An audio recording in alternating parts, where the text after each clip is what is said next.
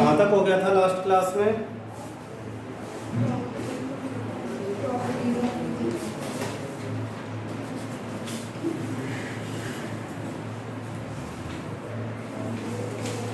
Class 10 science chapter 4 carbon and its compound.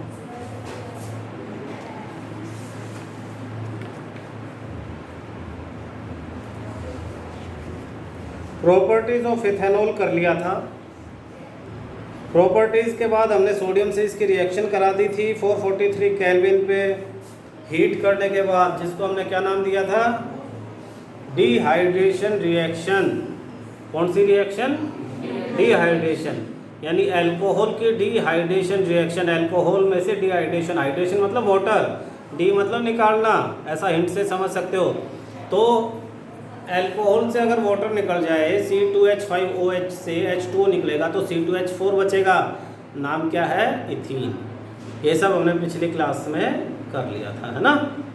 इसके बाद नीचे है पेज नंबर 72। टॉपिक है आपका ये जो येलो बॉक्स है, how do alcohol affect living beings. Alcohol living beings को किस तरह से इफेक्ट करता है। बहुत इंपॉर्टेंट टॉपिक है बेटा, ध्यान देना। पहली लाइन में लिखा है when large quantity of ethanol are consumed it tend to slow metabolic process and to depress the central nervous system. अगर लार्ज क्वांटिटी में आप देखो, सबसे पहले तो ऊपर ही हमने पढ़ लिया, अगर प्योर इथेनॉल जिसको एब्सोल्यूट अल्कोहल कहते हैं, अगर वो आप स्मॉल क्वांटिटी में भी लेते हो तो लीथल, लीथल मतलब जानलेवा, जानलेवा होता है, डेथ हो सकती है ना। अब यहाँ अलग से इसने कहा, फर्स्ट लाइन में मार्क कर लेना, अगर लार्ज क्वांटिटी में लोगे तो क्या होगा? मेटाबॉलिक जो प्रोसेस है आपका वो स्लो हो जाएगा और central nervous system depress, depress मतलब सही तरह से काम नहीं कर पाएगा। सेंट्रल नर्वस सिस्टम क्या करता है? CNS, वो आपकी बॉडी एक्टिविटीज़ को कंट्रोल करता है। तो बॉडी से कंट्रोल आपका एक तरह से कम हो जाएगा, खराब हो जाएगा। This result in lack of coordination.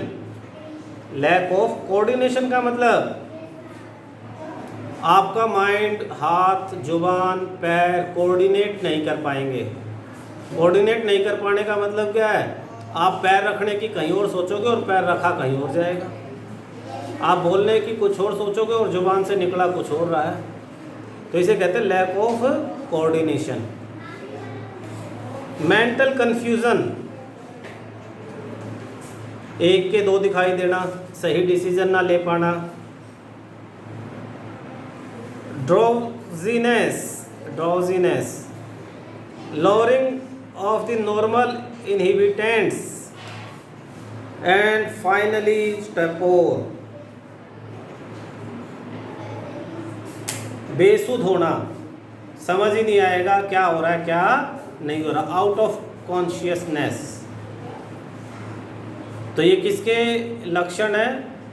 कहता है ज़्यादा क्वांटिटी में अगर इथेनॉल ले लेते हो तो ये सब नुकसान होंगे। तो इनके नाम याद कर लोगे। आगे और सीरियस इफेक्ट दे रखे हैं। The individual may feel relax but does not realise that his sense of judgement, sense of timing and muscular coordination have been seriously impaired.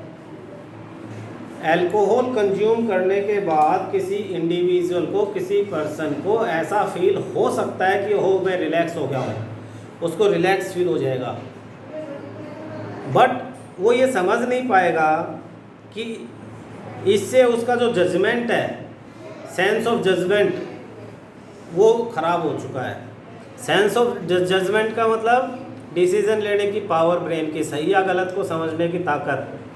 आप गाड़ी चला रहे हो, ड्रिंक किया हुआ है तो ब्रेक लेने या नहीं लेने हैं, सामने कोई आ गया तो स्पीड पे पैर दबाऊं या ब्रेक पे, जो जजमेंट किधर टर्न करना है किधर नहीं करना है, तो ये प्रॉब्लम जो है सेंस ऑफ जजमेंट की है। सेंस ऑफ टाइमिंग, किस टाइम टर्न करना है, किस टाइम ब्रेक लेना है, किस टाइम क्या करना है। तो sense of judgement, sense of timing and muscular coordination, body जो है वो कोऑर्डिनेट नहीं कर पा रही है एक दूसरे के साथ,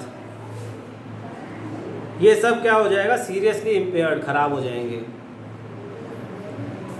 अनलाइक इथेनॉल, ये तो इथेनॉल की प्रॉब्लम्स हैं, इथेनॉल का अच्छी तरह समझ में आ गया। दूसरा, इसके बाद दूसरा जो सेकंड पोर्शन है वो पोर्शन और ज़्यादा पूछा जाता है। कहता है इथेनॉल के अलावा अगर मिथेनॉल को कंज्यूम कर लिया, मिथेनॉल फर्स्ट था हमारा CH3OH, क्या नाम हो गया, मिथेनॉल, और C2H5OH क्या हो गया आपका, इथेनॉल। इथेनॉल को ही जनरली अल्कोहल कहते हैं, जो अल्कोहल ड्रिंक करते हैं वो इथेनॉल है।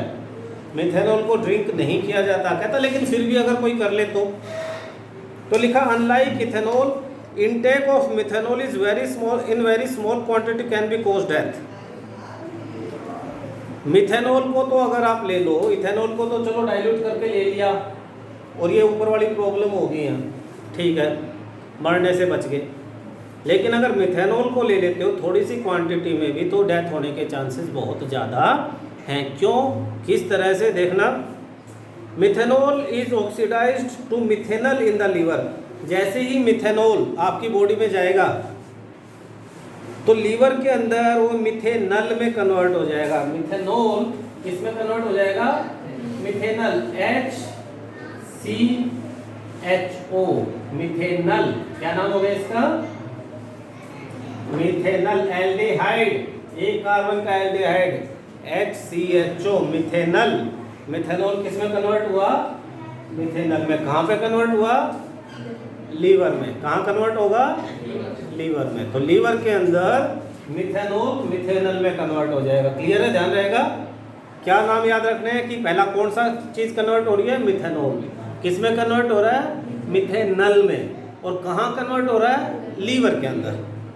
उससे क्या होगा, methanal react rapidly with the component of the cell.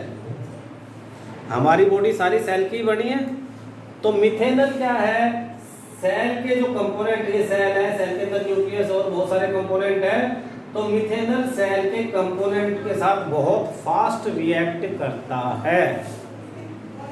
और रिएक्शन से क्या होगा, देखना, it cause the protoplasm to get coagulated. Cell के अंदर ये जो लिक्विड भरा है, तुमने पढ़ा है पिछली क्लासों में, इसको क्या कहते हैं, प्रोटोप्लाज्म। प्रोटोप्लाज्म मतलब सेल के सारे कंपोनेंट। तो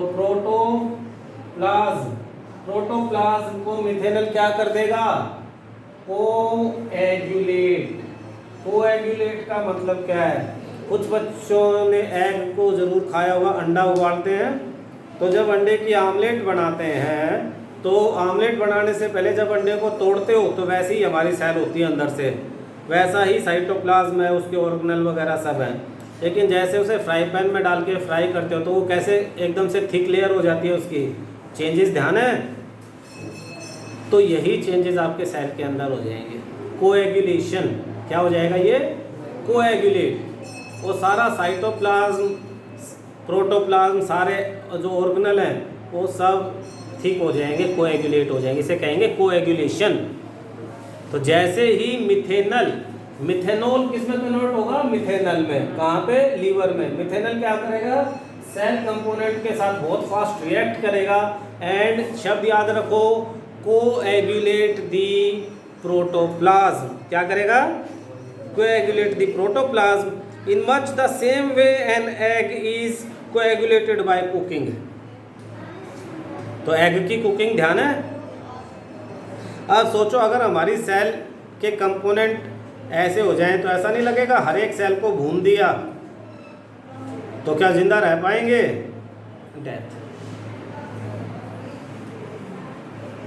methanol also affect the optic nerve. सबसे पहले मिथेनॉल जो है ऑप्टिक नर्व पे इफेक्ट करेगा। ऑप्टिक नर्व, आंखों के पीछे से जो नर्व जो सिग्नल ब्रेन को लेके जाती हैं, तो सबसे पहले उन पे असर करेगा और आपको दिखना बंद हो जाएगा, कॉजिंग ब्लाइंडनेस। यानी मिथेनॉल का इंटेक करते ही क्या होगा, थोड़ी देर में ही आंखों के आगे अंधेरा छाने लगेगा और दिखना बंद हो जाएगा। क्यों? मिथेनॉल ने किस पे इफेक्ट किया? ऑप्टिक नर्व पे। इथेनॉल इज एन इम्पोर्टेंट, यहाँ मिथेनॉल का चैप्टर खत्म, 3-4 लाइनों में। दोबारा डिस्कस करते हैं। If we consume methanol even in very small quantity, it can cause death.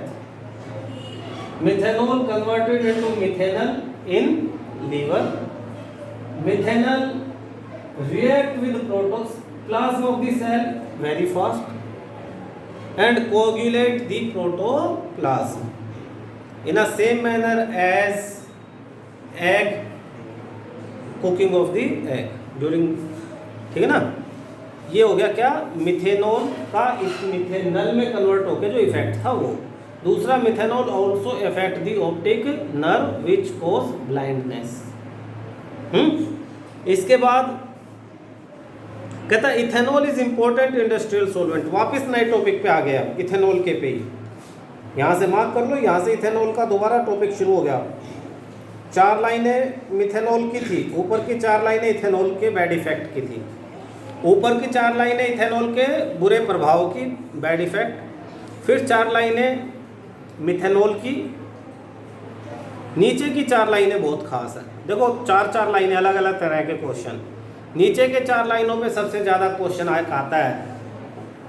यहाँ पे पहले वो बता रहा है कि जो इथेनॉल है वो सिर्फ ड्रिंक करने के काम नहीं आता, अल्कोहलिक ड्रिंक में ही यूज़ नहीं होता है। Industrial solvent, important industrial solvent, जितने भी पेंट बनते हैं, आपका जो आप जो कपड़े पहने हुए हो, इन पे जो कलर है, इन कलर के लिए जो डाई बनी है, पेंट बना है, इन सब में इथेनॉल की ज़रूरत पड़ती है।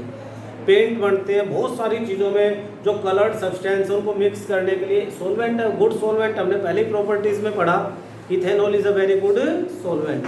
तो इंडस्ट्रियल पर्पस से इथेनॉल बहुत यूज़ होता है, समझ लो।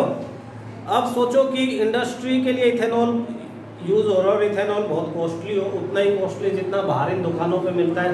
कौन से वाली, ये जो मेन रोड पे खुली हुई हैं, इन पे कितना महंगा मिलता है, बहुत महंगा मिलता है। घरों में अपने पेरेंट्स से पूछना, वो बताएंगे काफ़ी कॉस्टली है। अगर उसी कॉस्ट पे इंडस्ट्री वालों को सप्लाई किया जाए तो ये जो तुमने टी शर्टें पहनी है ये तो 2-2, 4-4 हज़ार की हो जाए, कलर की वजह से। तो कॉस्ट कम रखने के लिए इंडस्ट्री के लिए जो इथेनॉल था उसकी कॉस्ट को गवर्नमेंट ने कम कर दिया। एक्चुअली कॉस्ट तो कम होती है, इथेनॉल बनाना बहुत ज़्यादा कॉस्टली नहीं है।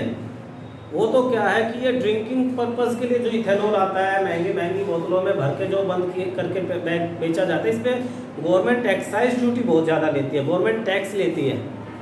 तो गवर्नमेंट के टैक्स की वजह से उसका इतनी कॉस्ट बढ़ाई हुई है, बाकी कंपनियों का प्रॉफिट है। लेकिन इंडस्ट्री के लिए जो इथेनॉल आता है, जो इथेनॉल बनाया एक जगह पे और उसे इंडस्ट्री को भेज दिया, सप्लाई कर दिया, किस लिए, इंडस्ट्रियल यूज़ के लिए, उसकी कॉस्ट कम होती है, समझ रहे हो। तो पहले क्या होता था कि मान लो ये XYZ, ये 2-4 बच्चे हैं, ये कंपनियों में काम करते हैं, ऐसी इंडस्ट्रीज़ में जहाँ इथेनॉल यूज़ होता है एज ए इंडस्ट्रियल पर्पस। अब इन्होंने देखा यार बाहर तो बड़ा महंगा है, यहाँ तो बड़ा सस्ता आ रहा है, तो अपनी कैन बोतलें भर भर के अपने घर ले आते हैं, समझो। इथेनॉल कौन सा इंडस्ट्रियल पर्पस के लिए जो यूज़ हो रहा है उसका मिस यूज़ कर रहे थे ये, उसको ड्रिंकिंग पर्पस के लिए यूज़ कर रहे थे। गवर्नमेंट को बड़ा नुकसान हुआ कि हमारी दुकानों से तो कोई खरीद ही नहीं रहा है, आधे से ज़्यादा लोग तो उसको पी रहे हैं जो हमने इंडस्ट्री के लिए भेज रहे हैं, हम सस्ते उसमें, तो हमें तो एक्साइज ड्यूटी टैक्स मिल ही नहीं रहा है। तो उस मिसयूज़ को रोकने के लिए, किस मिसयूज़ को, इंडस्ट्रियल पर्पस के लिए जो इथेनॉल भेजा हुआ था, जो सप्लाई करते हैं, उसके यूज़ को, उसके मिसयूज़ को रोकने के लिए उसके अंदर एक और केमिकल ऐड कर दिया, जिससे उसकी उस प्रॉपर्टी में तो कोई चेंज नहीं आया जो इंडस्ट्री में यूज़ होनी है, लेकिन अब वो पीने लायक नहीं रहा क्योंकि पॉइजन ऐड कर दिया, पॉइजनस सब्सटेंस, पायुरवेट, सॉरी नीचे दिया हुआ इसने, ethanol produced the to prevent misuse of ethanol produced for industrial purpose, it is made unfit for drinking by adding poisonous substance like methanol.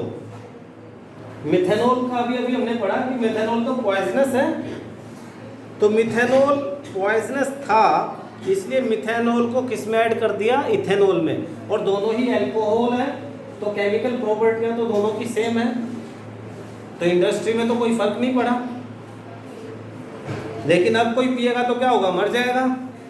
तो गवर्नमेंट ये थोड़ी चाहती है कि आप मर जाओ, तो गवर्नमेंट ने कहा कि भाई देखो अब ये पहले जैसा नहीं रहा, अब हमने इसमें क्या ऐड कर दिया, मिथेनॉल, अब ये पॉइजन हो गया है। और कोई ऐसा है कि कोई विश्वास ना करे, ना देख के ध्यान आए कि इसमें ऐड कर रखा है या नहीं कर रखा है, गवर्नमेंट ने मिथेनॉल के साथ उसमें कलर्ड सब्सटेंस भी ऐड करना शुरू कर दिया। क्या ऐड करना, कलर्ड सब्सटेंस, ताकि देखते ही ध्यान आ जाए, अरे इस बार तो कलर वाला आया है, यानी इसमें तो पॉइजन होगा, ये तो मैं घर नहीं ले जाऊंगा। समझ में आ रहा है।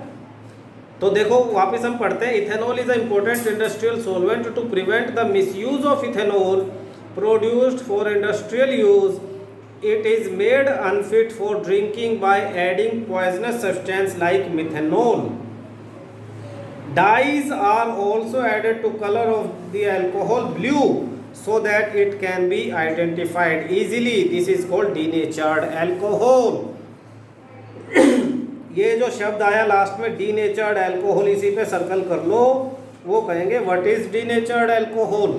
तो ये पूरा पैराग्राफ आपको लिखना है कि इंडस्ट्रियल पर्पस के लिए जो अल्कोहल आता था, इथेनॉल आता था, उसके मिसयूज को प्रिवेंट करने के लिए उसमें मिथेनॉल ऐड कर दिया और आइडेंटिफाई कर सके इसलिए ब्लू कलर की डाई भी ऐड कर दी।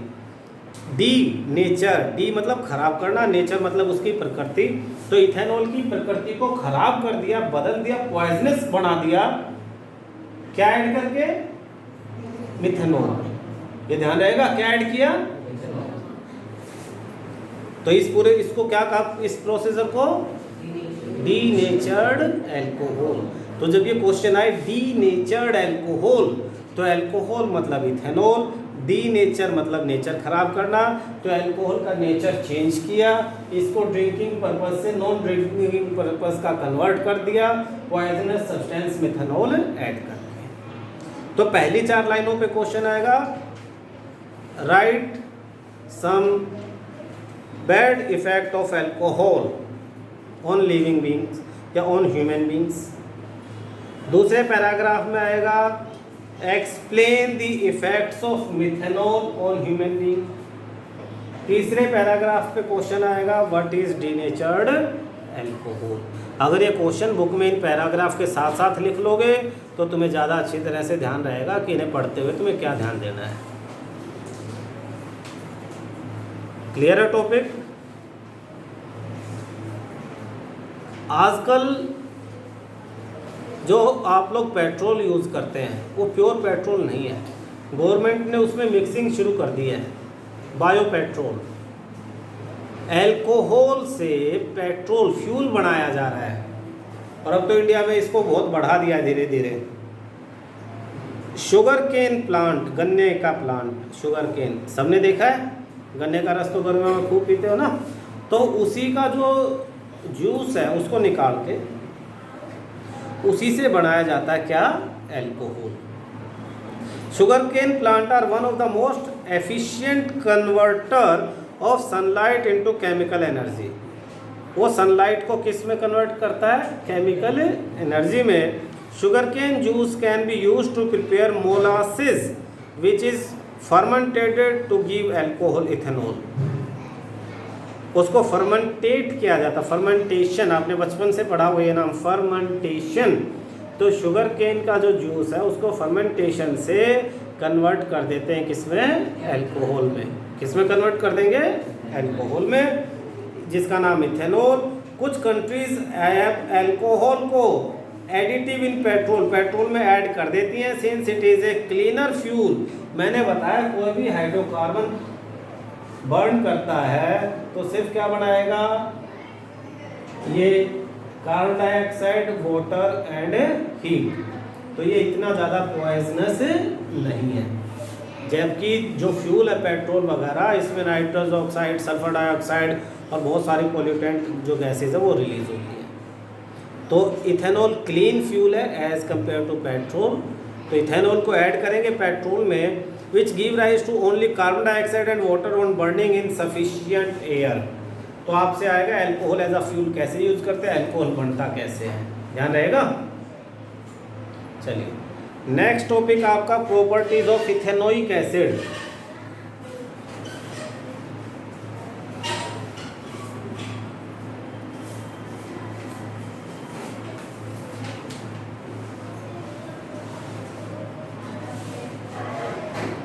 इथेनोइक एसिड मैंने बनाना सिखाया था। एथ मतलब कितने कार्बन, 2, 1 एंड 2 कार्बन, हर एक कार्बन में कितने बॉन्ड, 4। लेकिन ओइक एसिड है, ओइक एसिड यानी इस पे एक डबल बॉन्ड से OH और सिंगल बॉन्ड से H, COOH। तो ये डबल बॉन्ड से ऑक्सीजन और सिंगल बॉन्ड से OH, इसे बॉन्ड की फॉर्म में बना लें अगर COOH, और इसके 4 बॉन्ड, एक बॉन्ड हो गया, 3 बॉन्ड और बना देते और इनमें क्या कनेक्ट हो जाएगा, हाइड्रोजन। तो फॉर्मूला क्या हो गया, CH3COOH। ये इथेनोइक एसिड का फॉर्मूला है। Ethanoic acid commonly called acetic acid, common name acetic acid. अपने बुक में सर्कल कर लो अच्छी तरह से, acetic acid. Ethanoic acid commonly cold acetic. Question 1 number में आराम से पूछ लेते हैं, व्हाट इज एसिटिक एसिड। तो ethanoic acid is commonly cold acetic acid. इसका फार्मूला पूछ लेंगे तो क्या होगा, CH3COOH। अब क्या कहता है, अगर 5 to 8% सॉल्यूशन इसका, यानी वाटर के अंदर 92 to 95% वाटर हो और प्लस में 5 to 8% एसिटिक एसिड हो, यानी ये इथेनोइक एसिड हो, तो इस कॉम्बिनेशन को विनेगर कहते हैं।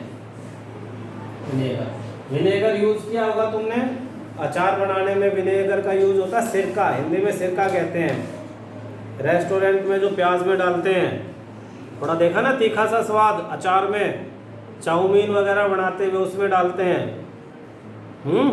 सबके किचन में होगा, नहीं हो तो दुकान से लेके आना, मम्मी को बोलना यूज करके बनाओ कुछ। तो क्या है, vinegar. What is vinegar, 5 to 8% solution of acetic acid, यानी बहुत ज़्यादा डाइल्यूट एसिटिक एसिड को क्या कहेंगे हम, विनेगर।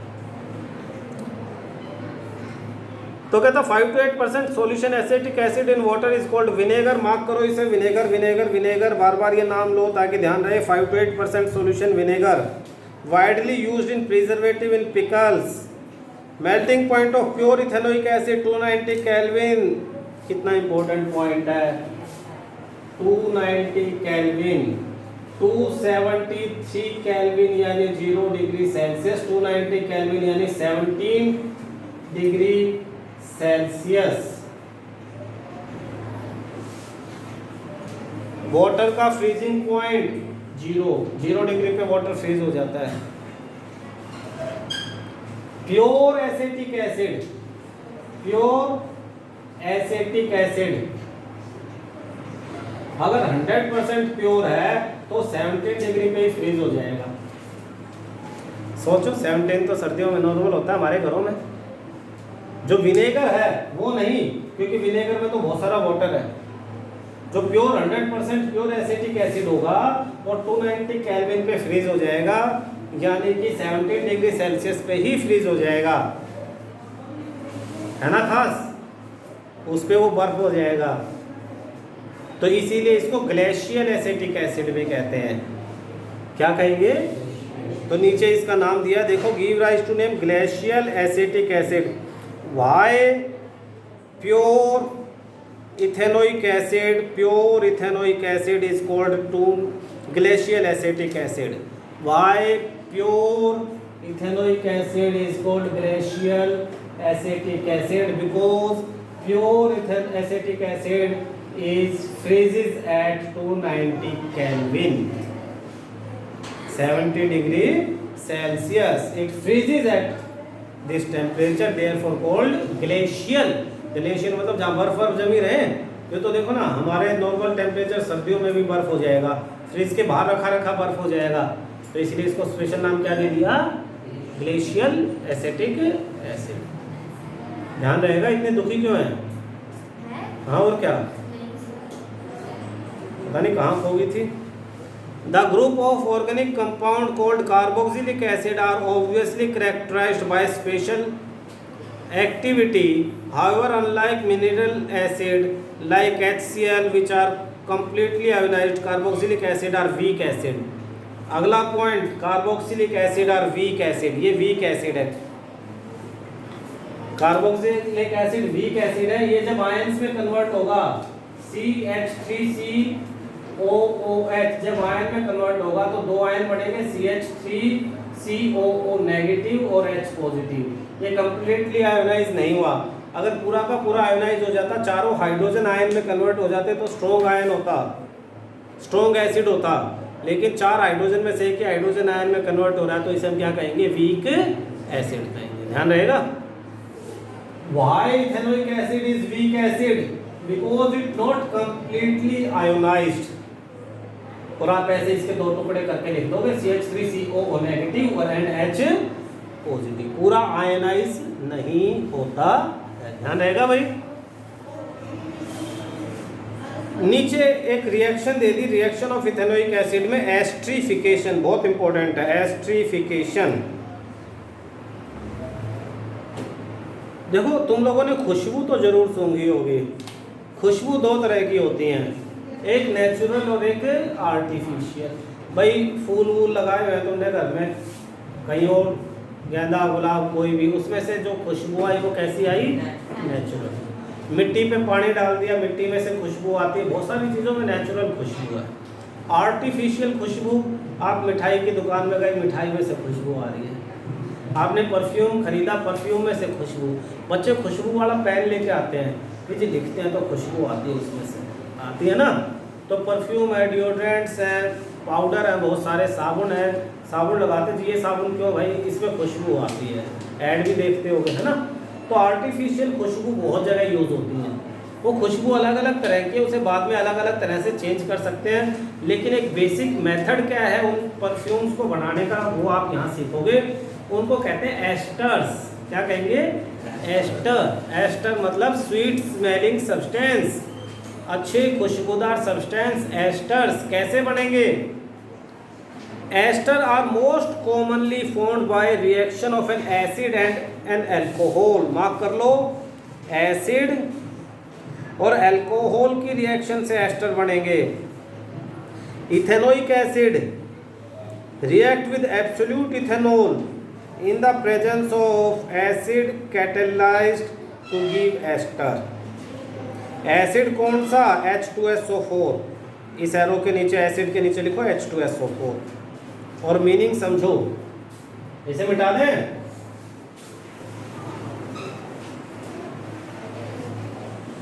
कहता है ये जो इथेनोइक एसिड है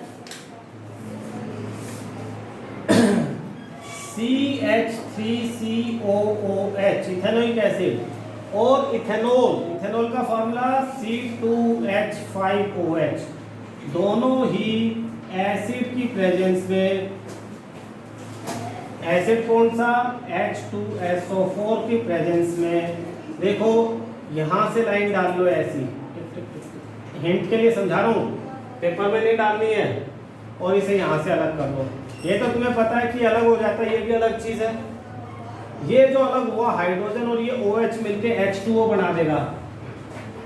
बाकी क्या बचा, इसे एक साथ लिख दो, CH3COO, CH3COO, C2H5, C2H5, ये ही आपका एस्टर।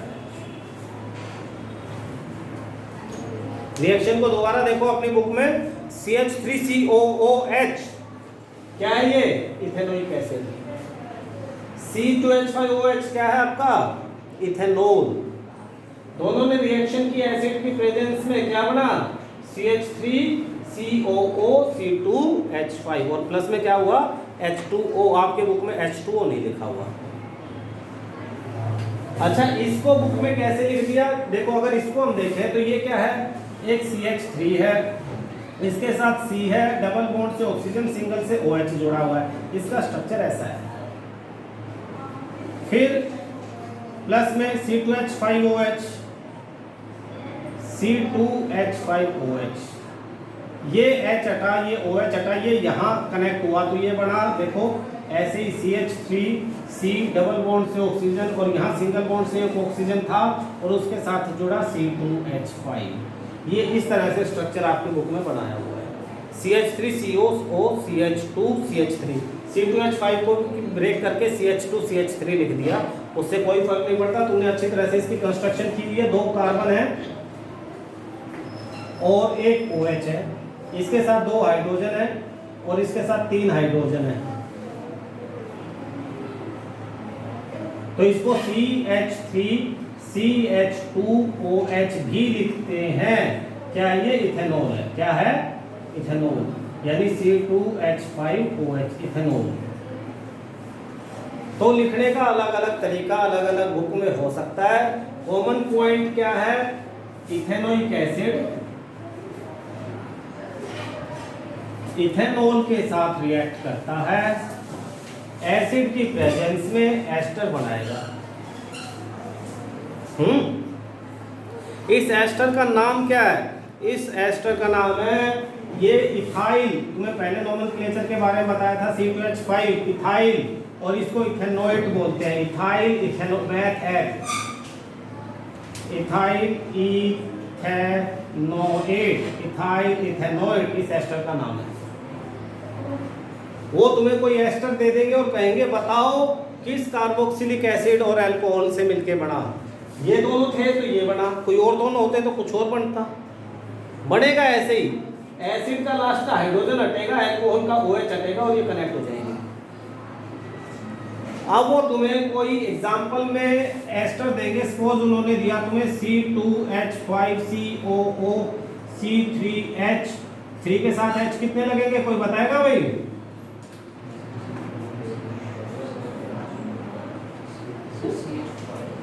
C3H, भाई H होते हैं डबल से एक ज्यादा। कितनी बार बताया है इथाइल ग्रुप? अच्छा 7। C3H7। तो ये पूछा कि ये किस कार्बोक्सिलिक एसिड से और किस अल्कोहल से मिलके बनेगा, तो हम यहाँ लाइन ड्रॉ कर देंगे। इधर H जोड़ देंगे और इधर क्या जोड़ देंगे? OH। तो ये क्या बना? C2H5COOH। क्या नाम है इसका?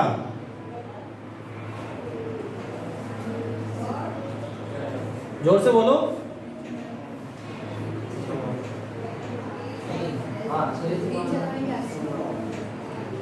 कितनी बार तुम्हें समझाया, पढ़ा करो मेहनत से। 2 और 1 3 कार्बन, मैथ प्रोपेनोइक एसिड, और ये क्या बना? C3H7OH।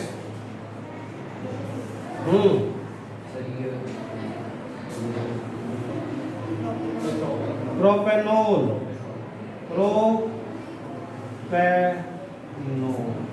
प्रोपेनोइक एसिड और प्रोपेनोल। क्लियर? तो ये आपका क्या हुआ? Esterification, reaction of carboxylic acid and alcohol give rise to esters. Esters are sweet smelling substance. आपको कार्बोक्सिलिक एसिड दे देंगे, आपको अल्कोहल देंगे और बताएंगे कौन सा एस्टर बना, वो बताओ। एस्टर देके पूछ लेंगे कौन से कार्बोक्सिलिक एसिड और कौन से अल्कोहल से बना है, वो बताओ। इस वाले एस्टर का नाम कौन बताएगा? जैसे इसका नाम था इथाइल इथेनोएट, प्रोपेनोएट, इसका नाम है propanoate. Meth eth pro 3 carbon तो propyl, meth eth pro 3 carbon तो प्रोपेनोइड। नीचे लिखा है esters are sweet smelling substance, these are used in making perfume and as flavouring agent on treating with sodium hydroxide which is an alkali, the esters is converted back to alcohol and sodium salt of carboxylic acid। कह रहा है अगर इन्हीं asters को sodium के साथ reaction करा दें, सोडियम हाइड्रोक्साइड, क्या लिखा है, सोडियम हाइड्रोक्साइड के साथ रिएक्शन करा दें इस एस्टर की, CH3 COOC2H5 की NaOH के साथ रिएक्शन करा दें तो CH3COONA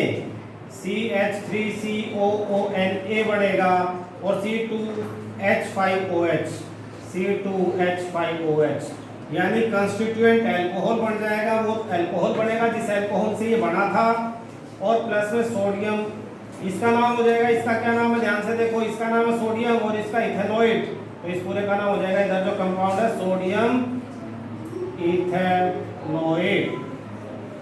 तो sodium salt of carboxylic acid बनेगा किससे रिएक्शन करने से, सोडियम हाइड्रोक्साइड से। किसकी रिएक्शन, एस्टर की। इस रिएक्शन को स्पोनिफिकेशन कहेंगे। कितना इंपॉर्टेंट नाम आया है, क्या नाम है, स्पोनिफिकेशन। क्यों कहेंगे, क्योंकि ये रिएक्शन सोप साबुन बनाने में यूज होती है। कहाँ से है इसकी डेफिनेशन, ऑन ट्रीटिंग विद, यहाँ से on treating with sodium hydroxide, और ये रिएक्शन लिख लेना, which is an alkali ester is converted back in alcohol and sodium salt of carboxylic acid. तो CH3COOC2H5 plus NaOH give rise CH3COONA plus C2H5OH। NCERT में इसके नीचे लिख लो, मैंने इस बुक के नीचे लिख दिया है। क्या कौन सी रिएक्शन हुई, स्पोनिफिकेशन। इससे ऊपर कौन सी रिएक्शन थी, एस्ट्रीफिकेशन। तो ये बहुत इंपॉर्टेंट नाम इस पेज में आए हैं आपके पास। रिएक्शन नेक्स्ट पेज पे दे रखी है आपको NaOH वाले। उसके बाद reaction with a base like mineral acid. कहता है अगर इथेनोइक एसिड की रिएक्शन हो जाए, इसे रब कर देते हैं भाई, नोट कर लिया होगा।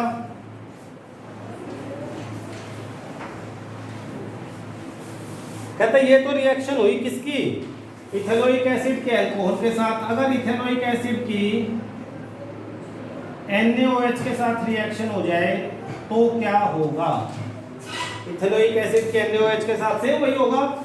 यहाँ से ये हाइड्रोजन वीक होता है, ये ब्रेक हो जाएगा, ये OH ब्रेक हो जाएगा, Na इसके साथ लग जाएगा, CH3COONA और प्लस में OH और H, क्या बनेगा, H2। तो ये आपकी सेकंड रिएक्शन थी, reaction with base NaOH CH3COOH। इसका क्या नाम है, दोबारा पूछ रहा हूँ, सोडियम इथेनॉइड। क्या नाम है, इथेनॉइड। नेक्स्ट है इसके बाद reaction with carbonate and hydrogen carbonate. अगर CH3COOH की रिएक्शन किसके साथ करें, सोडियम कार्बोनेट के साथ, Na2CO3, क्या बनेगा, फिर वही बनेगा, Na इसके साथ लग जाएगा। लेकिन दो Na है तो इन्हें भी दो होना पड़ेगा, आगे बैलेंस करने के लिए 2 लगा दो, दोनों Na इसके साथ लग जाएंगे, 2 हाइड्रोजन रिलीज होंगे, CO3 है, एक ऑक्सीजन एक 2 हाइड्रोजन के साथ H2O और CO2 कार्बन डाइऑक्साइड अलग। देखना ध्यान से, यहां से ये हाइड्रोजन अलग, तो आगे 2 लगा हुआ तो कितने हाइड्रोजन होंगे, 2 हाइड्रोजन। इधर ये सोडियम अलग, तो 3 ऑक्सीजन है, एक ऑक्सीजन इसके साथ लग गया, तो क्या बढ़ गया, H2 प्लस CO3 में से एक ऑक्सीजन गया तो क्या बचा, CO2 प्लस क्या बनेगा, ये 2 Na बचे हुए थे, इसे यहां लगा दो, तो CH3COONA। अब यहाँ पे Na के 2 मत लगाना, 2 हमने सामने ही लगाना है, बैलेंस। तो रिएक्शन देखो कितनी आसान है, ethanoic acid sodium carbonate. 2 sodium थे इसलिए आगे 2 लगा दिया, सोडियम नीचे आ गया, एक वाटर और एक कार्बन डाइऑक्साइड।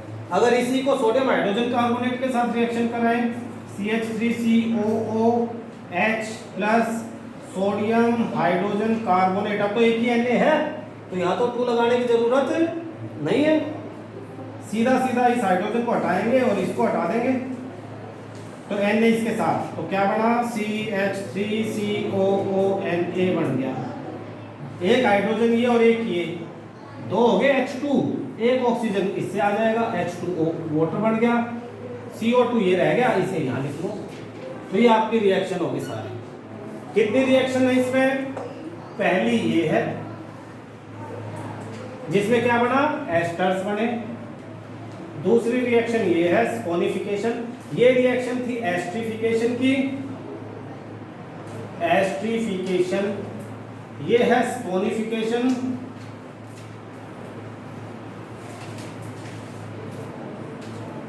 और ये आपकी सोडियम कार्बोनेट के साथ। अच्छा स्पोनिफिकेशन की ये रिएक्शन नहीं है, स्पोनिफिकेशन की रिएक्शन थी इसके साथ, स्पेशल रिएक्शन स्पोनिफिकेशन की CH3COO2H5NaOH की प्रेजेंस में CH3COONA बना, Na इसके साथ, और C2H5OH अलग से बना, C2H5OH।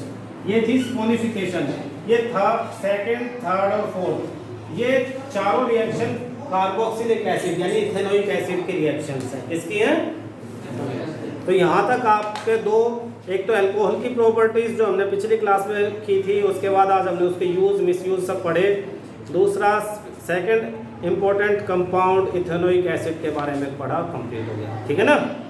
नेक्स्ट टॉपिक इसका है सोप एंड डिटर्जेंट, अगले क्लास में पढ़ेंगे। क्लियर है?